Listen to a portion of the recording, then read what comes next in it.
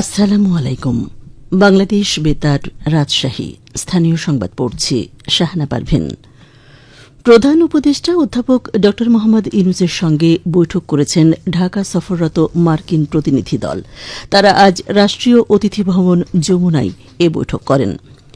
৬ সদস্যের প্রতিনিধি দলের নেতৃত্বে রয়েছেন মার্কিন ট্রেজারি বিভাগের আন্তর্জাতিক অর্থ বিষয়ক সহকারী আন্ডার সেক্রেটারি ব্রেন্ট নেম্যানের সঙ্গে রয়েছেন দক্ষিণ ও মধ্য এশিয়া বিষয়ক মার্কিন সহকারী পররাষ্ট্রমন্ত্রী ডোনাল্ড লু। বৈঠকে ঢাকা মার্কিন দূতাবাস থেকে জানানো হয়েছে, প্রধান উপদেষ্টা ড মোহাম্মদ ইউনূসের সাথে সাক্ষাৎকালে বাংলাদেশের মানুষের কল্যাণে অন্তর্ভুক্তিমূলক অর্থনৈতিক প্রবৃদ্ধি, প্রতিষ্ঠান গঠন ও উন্নয়ন সহযোগিতার বিষয়টি নিশ্চিত করেছেন দেশটির প্রতিনিধি দল।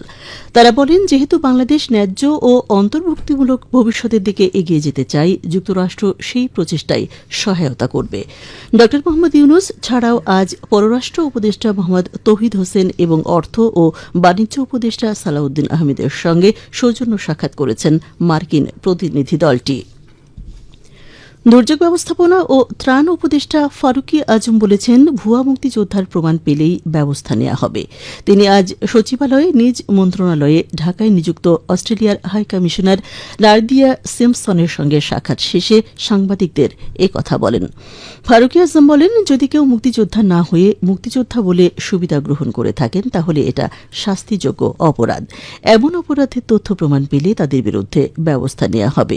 প্রকৃত মুক্তিযোদ্ধারা জাতির শ্রেষ্ঠ সন্তান, আর ভুয়া সার্টিফিকেটধারীরা জাতির সঙ্গে প্রতারণা করছেন।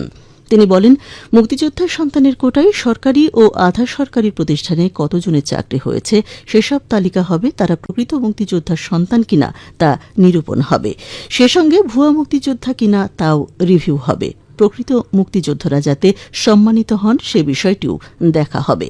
তিনি আরও বলেন, বাংলাদেশে সাম্প্রতিক বন্যার ক্ষয়ক্ষতি এবং সরকারের গৃহীত পদক্ষেপের বিষয়ে জানার পাশাপাশি ক্ষতিগ্রস্তদের সহযোগিতার আশ্বাস দিয়েছেন নার্দিয়া সিম্পসন। এখনও তারা বেশ কিছু এনজিওর মাধ্যমে সহযোগিতা করছে। পবিত্র ঈদে মিলাদুন্নবী সাল্লাল্লাহু আলাইহি ওয়াসাল্লাম উপলক্ষে রাজশাহী মহানগর এলাকার শান্তি শৃঙ্খলা রক্ষায় কিছু নিষেধাজ্ঞা আরোপ করেছে রাজশাহী মেট্রোপলিটন পুলিশ। গতকাল আরএমপি কমিশনার মোহাম্মদ আবু সুফিয়ান স্বাক্ষরিত এক বিজ্ঞপ্তিতে এ তথ্য জানানো হয়। বিজ্ঞপ্তিতে বলা হয়, পবিত্র ঈদে মিলাদুন্নবী উদযাপন উপলক্ষে রাজশাহী মেট্রোপলিটন পুলিশের আওতাধীন এলাকায় আগামীকাল সকল প্রকার আতশবাজি, পটকা ফুটানো সহ অন্যান্য ক্ষতিকারক দ্রব্য ব্যবহার এবং উচ্চস্বরে মাইক বাজানো নিষিদ্ধ ঘোষণা করা হয়েছে।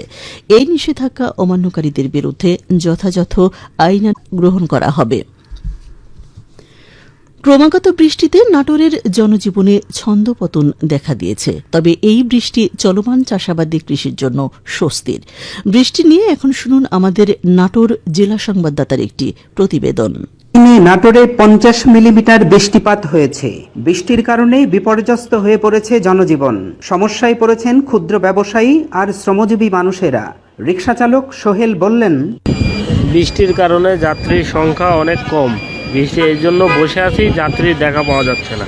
সবজি বিক্রেতা পিন্টু অনুভূতি ব্যক্ত করলেন এভাবে, দুদিন ধরে বৃষ্টি হচ্ছে, বেচা কিনা কম, বাজারঘাটের লোকজন খুব কম চলাচল করছে, যেন বৃষ্টি জন্য বেচা করতে পারছি না, এই অবস্থা আছি। তবে এই বৃষ্টিকে কৃষির জন্য সহায়ক উল্লেখ করে কৃষি সম্প্রসারণ অধিদপ্তর নাটোর জেলা কার্যালয়ের উপপরিচালক মোহাম্মদ আব্দুল ওয়াদুদ বলেন, ফসল উৎপাদনের জন্য সেচ বা বৃষ্টি দরকার, কারণ ফসলের বাড়তি এখান থেকে আসে এবং আমরা জমিতে যে সমস্ত সারগুলো ব্যবহার করে থাকি সেই সারগুলো গাছের গ্রহণ উপযোগী হওয়ার জন্য বৃষ্টিপাত দরকার হয়। মাঠে এখন আমাদের রোপামন ফসল রয়েছে, এই রোপামন ফসলের পরবর্তী বাড়তির জন্য আমাদের সেচ দরকার। এই সেচ দিতে গেলে আমরা ডিপ টিউবওয়েলের পানি ব্যবহার করে থাকি, ফলে উৎপাদন খরচ বেশি হয়ে থাকে। যেহেতু বৃষ্টিপাত হচ্ছে, এই বৃষ্টিপাত হওয়ার ফলে আমরা ডিপ টিউবওয়েল থেকে যে সেচগুলো দিয়ে থাকি সেটা লাগবে না, ফলে কৃষকের উৎপাদন খরচ বা সেচ খরচ অনেকটাই কমে আসবে। আমার বিশ্বাস এই বৃষ্টি আমাদের জন্য সহায়ক, শাকসবজি বেশি করে রোপামন ধানের জন্য।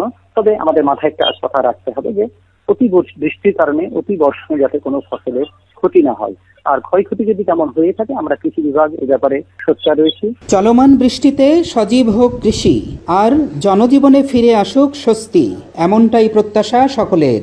ফারাজি আহমদ রফিক বাবন, নাটোর জেলা সংবাদদাতা, বাংলাদেশ বেতার, রাজশাহী। সবশেষে আবহাওয়া। আজ রাজশাহীতে সর্বোচ্চ তাপমাত্রা ছিল ২৭.৫ ডিগ্রি এবং সর্বনিম্ন ২৫ ডিগ্রি সেলসিয়াস। বিকেল ৩টায় বাতাসে আপেক্ষিক আর্দ্রতার পরিমাণ ছিল ৯৬%। রাজশাহী ও পার্শ্ববর্তী এলাকায় আজ সূর্যাস্ত সন্ধে ৬টা ৯ মিনিটে। সংবাদ শেষ হল। আমাদের পরবর্তী স্থানীয় সংবাদ সন্ধে ৭টায়।